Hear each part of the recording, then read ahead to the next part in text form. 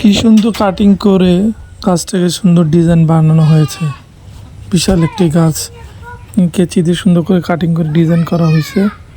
তার সাথে এখানে ভাতিজা ফুপু এবং তার দাদিকে নিয়ে পুরোদমে ব্যস্ত, ঘুরে ফিরে চারদিকে দেখতেছে।